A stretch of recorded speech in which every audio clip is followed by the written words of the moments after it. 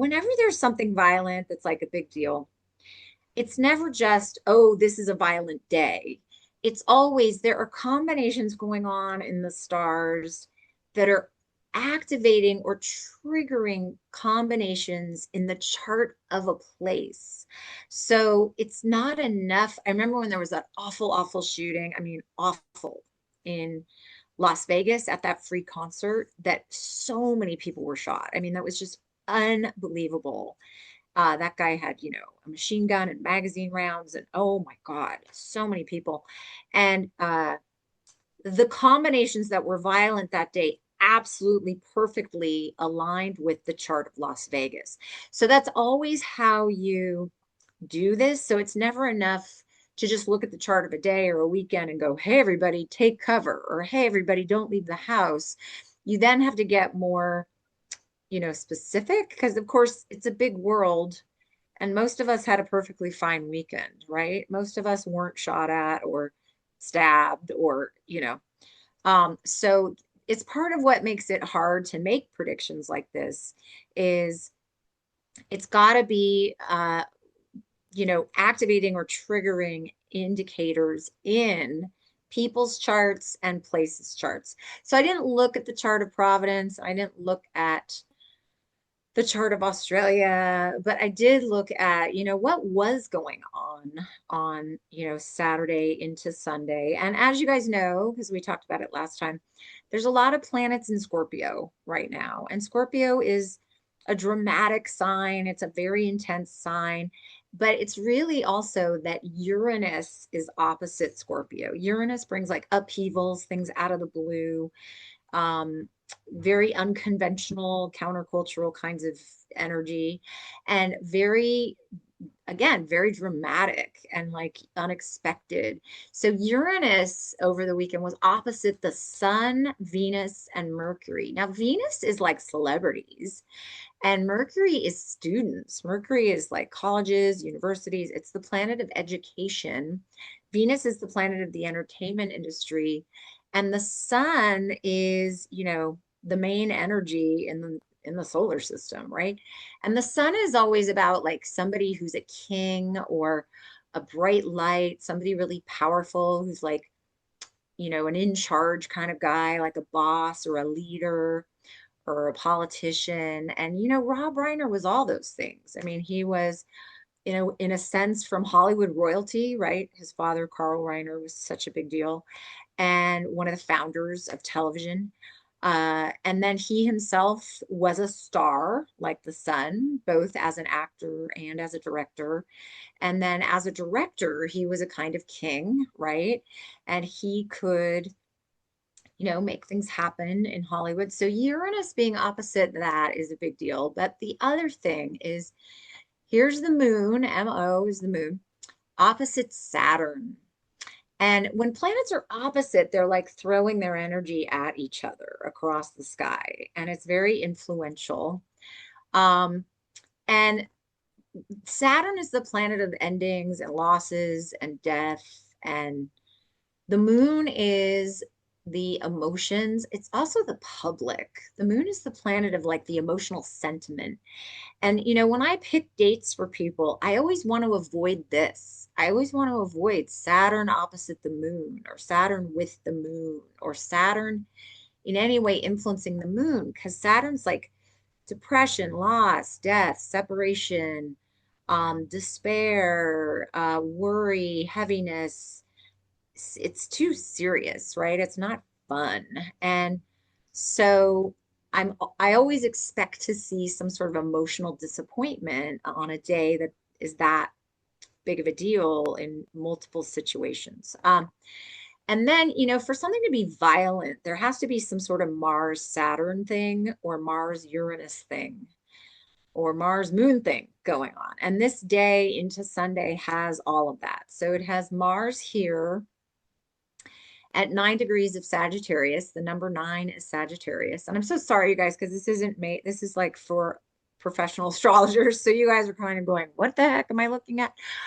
So if you don't understand it, don't worry, you're not supposed to, but I'm just sort of explaining it. And Mars is almost exactly squaring Saturn. Now, a deeper rule is that when planets are in mutable signs, the mutable signs aspect each other. So Saturn from Pisces, which is a mutable sign, aspects Jupiter, the planet of peace and safety and protection. Jupiter, by the way, is switching signs. It's on the cusp of a sign. When planets are on the cusp of a sign, they're not very strong. So the planet of like peace, divine protection, safety, all the good stuff that Jupiter represents wasn't very strong or helpful that day. And clearly it wasn't, right? The sun is also on the cusp. And when the sun is on the cusp, the king is weak, right? The king is weak.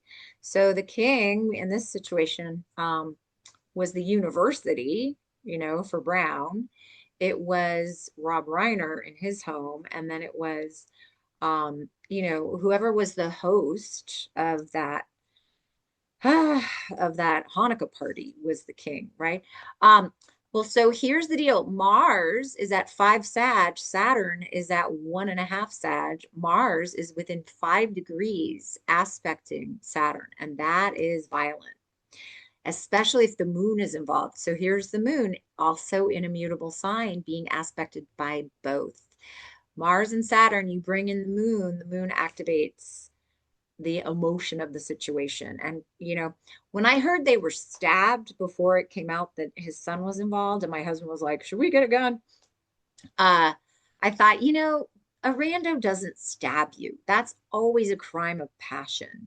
That's always somebody really angry, right? That's not a, hey, I'm a robber, No, that's like someone you know. And unfortunately, I wish I didn't know these things, but we had an episode where we watched way too many true crime shows.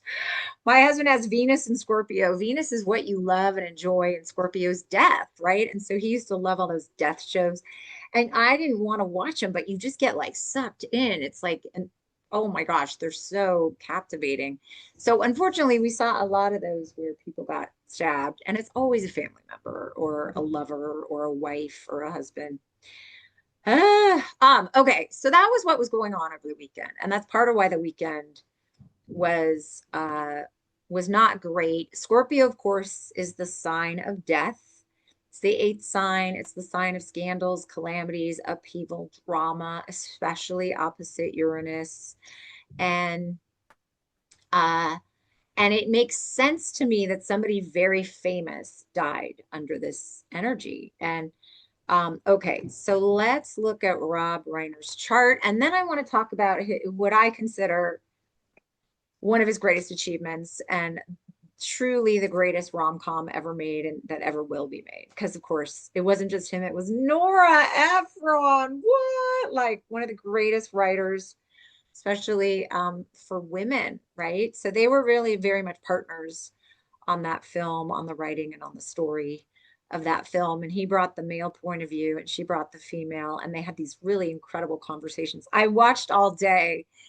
It was so much fun, actually, videos of them talking about the making of and all the things that led to the iconic moments and the decision to go forward with the project anyway, and what was the underpinning of the pitch he made to her. It was like one of the last things he pitched to her. He pitched to her all these other ideas that she said no to. And anyway, so they were very much a partnership. And then Billy Crystal and Meg Ryan both added so much too. Meg Ryan was the one who said, I should act out an orgasm, right? So she's the one that came up with that. And Billy Crystal came up with that famous line, I'll have what she's having. I'll have whatever she's having, which is so hilarious. Okay, so here's Rob Reiner's chart, and he supposedly was born at 10 p.m. Now we don't know that for sure, uh, but there's a lot I can say that is true the whole day, even if the birth time isn't correct. So one of the things this chart has is a full moon. The moon is our emotional strength. And when the moon is full, a person usually is close to their mother. He apparently was very close to his mother. She was the one who said that famous line, I'll have whatever she's having. That was his mother. And he has the moon in Leo. Now, moon in Leo people, that is one of the more entrepreneurial, motivated, ambitious, driven moon signs. I have it, so I know all about it. Moon and Leo people don't want to work for other people. They want to do their own thing, and they are usually very fired up. It's a fire sign, um, and it's commonly seen in the charts of people who do big things and have a lot of ambition. So now, what's beautiful and what does make me think this is his birth time is the moon is in the 11th house. And the 11th house is the house of gains, fulfillment, satisfaction, doors opening easily, powerful people. One of the best things a chart can have for success is a connection between the house of career and the house of gains, the 11th house. It makes you famous, or one of the things that makes you famous. It makes you achieve what you set your mind to. It makes powerful people say yes to you. It makes doors open. Even though, of course, he was the son of a legend and he was, of course, had access to show business, that doesn't mean he could have gotten anything he wanted to happen. But he did, and it was really his destiny too. So that is very cool. The other thing that strikes me right away is the fifth house is right here. My little pointer is showing you. It's where the sun, Mars, and Mercury are. That's a really powerful yoga, it's called, in the fifth house. The fifth house is the entertainment industry. Wherever your sun is one of the indicators of what you'll do for a living. I have the sun in the seventh house. Seventh house is relationships. And one of my early mentors said to me, you should be a relationship astrologer. And I was like, why? And he said, because I thought that would be way too hard and I didn't think I was up for it. And he said, because you have the sun in the seventh house. So he has the sun in the fifth house. So he wanted to be in show business. He wanted to follow in his father's footsteps. And that's part of why. So I could go on and on about how powerful this chart is. It has Jupiter, the planet of wealth, in the house of income. So again, even though he had a successful father, he was able, to generate his own wealth, make his own money. That is one of the luckiest things a chart can have, not just the moon in the 11th house, the sun or the moon in the 11th house is so great. But to have the planet of money in the house of income is like, I'm so jealous of these people. It's so nice. Uh, okay, so what else can I tell you? Oh, well, he's totally a writer, and he wrote a lot of his scripts, a lot of his films. He did The Princess Bride. Oh my God, like the other best movie ever. I mean, what an amazing movie. I saw a video of Mandy Patinkin talking about being in that film and going to see it. And this was like 2 weeks ago. For some reason, YouTube showed me this clip. And he said when he went and saw it for the first time at a screening with his wife, he just cried and cried. And his wife was like, "Oh my God, what's the matter?" And he said, "I never thought I would be in something this wonderful. Like I never imagined that I would ever have an opportunity like this." Isn't that so sweet? Princess Bride, best movie. Excuse me. Excuse me. So he's really a writer. I mean, one of his greatest contributions, what This is Spinal Tap did is it introduced the world to the mockumentary, which of course preceded all of Christopher Guest's work, who's in This is Spinal Tap. He plays one of the main musicians in the band. And then he went on to do, Waiting for Guffman and Best in Show and A Mighty Wind and married Jamie Lee Curtis.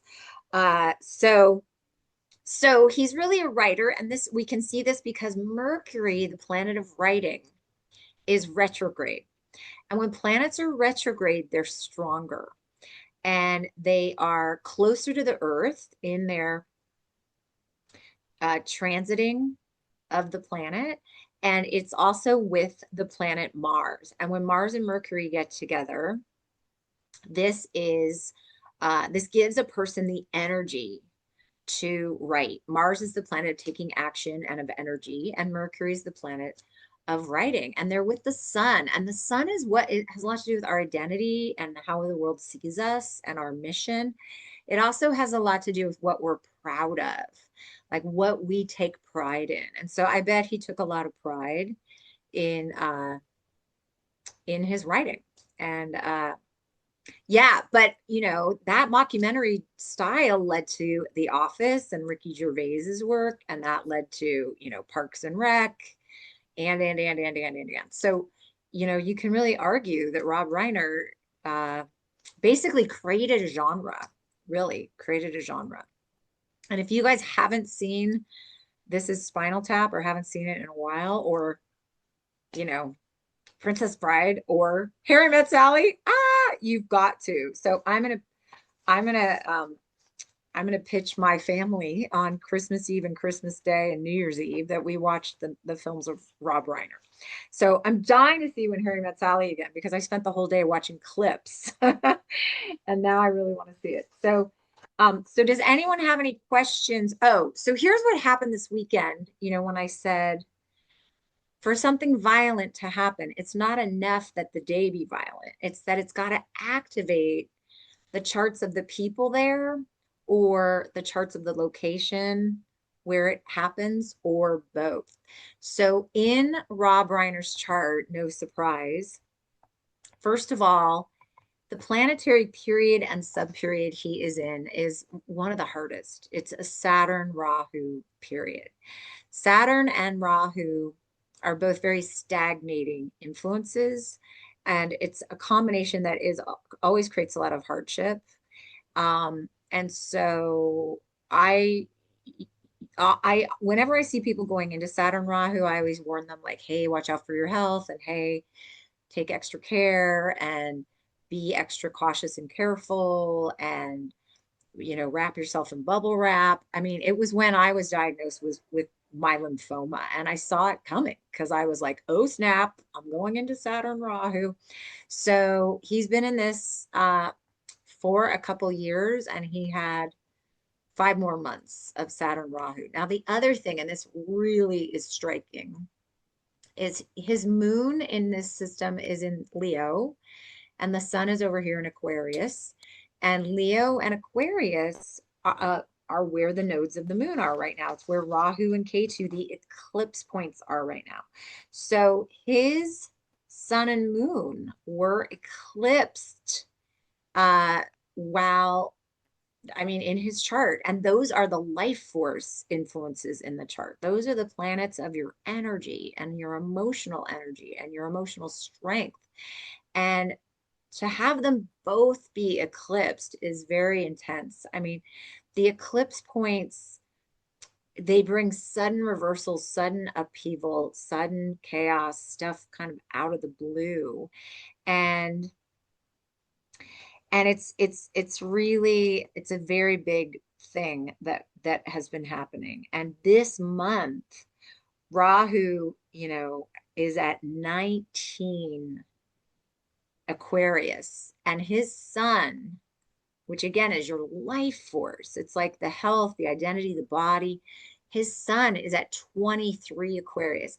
Anytime planets are coming along to a position you have in your chart within 5 degrees, it's very, very, very sensitive. It's when you really feel it, you really notice it.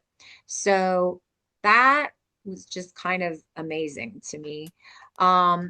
And then, when Mars eighth house aspect Saturn, that is the most violent. So in the chart of like a war or violent situations, what you often see is the planet Mars throwing its what's called its eighth house aspect. It's throwing its energy over the eighth house away. So on the 14th and until mid-January, Mars is in Sagittarius. The eighth sign from Sagittarius in Rob Reiner's chart is Saturn. So Mars was eighth house, or is eighth house aspecting Saturn right now, was at on over the weekend. And that is really, really violent. That's really violent. And I can't help but notice Saturn rules his house of children. Saturn rules his house of children, and Mars, the planet of violence, is in his house of children. And the sun, which always causes separation, is in the house of children. And then the ruler of the house of loss is in the house of children. So apparently, this sun has fought addiction for years and homelessness for years. And he's been a source of great heartache for years. And, we did that very sad class on addiction. And it's very sad. Now, I also couldn't help but notice that Uranus, which again creates a lot of upheaval, is going through his eighth house. The eighth house is, again, the house of death. So all to say, this happened right on schedule. And had I been his private astrologer, which, I was not, I would have just been concerned that he was in a hard time for sure, where there was potentially like, danger. I would have been more worried about like breaking a hip or, the normal life stuff. I would not have been like, oh my God, your son's going to try to murder you. Like I wouldn't have, I purposely haven't like studied that stuff and don't necessarily want to. But anyway, let's talk about, does anyone have any questions before we move on? Does anyone have any questions? Yeah, so super tragic. I mean, one thing that is kind of crazy and kind of creepy is this is what I was also going to say. So the outer planets are really dramatic. Uranus, Neptune, Pluto. Traditionally, they're not used in Vedic astrology, so I'm not super versed on them, but I have seen them be amazing, and I have colleagues who swear by them and teachers who swear by them. So usually when something is really dramatic and really scandalous, they are involved. So I couldn't help but notice Venus is the wife in a man's chart. So it wasn't just Rob by himself there, sadly. It was also his wife. And Venus is the wife, and Pluto right now is at 8 Capricorn. He has Venus at 9 Capricorn. Venus also is the ruling planet of this whole chart. It rules the rising sign. It's what's called the Lagna Lord. The Lagna Lord of the chart is like the power source of the chart. It's like a person's life force again. It's another life force indicator. It's like the battery pack of the chart. Pluto, I mean, the word plutonium comes from Pluto. Pluto is very dramatic, very intense. I looked up what does it mean when Pluto is transiting your ruling planet, your ascendant lord, the ruler of your rising sign. And it said, transformation, life and death, near-death experiences, And when Pluto's transiting Venus, this is dramatic for your relationships. So I can't help but notice, that not only was there the eighth house aspect from Mars to Saturn, Pluto on his rising sign ruler, Saturn Rahu period. I mean, this was destined, you guys. Like this was part of the deal. And when we look at his annual chart, which started on his birthday in March and goes until his birthday next March, the moon, which shows the emotional nature of the year, is in the house of death. And the ruling planet, the ascendant lord, is in the sixth house where it's destroyed. Venus in the sixth house, all the ancient books say Venus is destroyed. It's being eclipsed by Rahu. I mean, you can't make this stuff up. You can't make this stuff up. Like this was totally destined.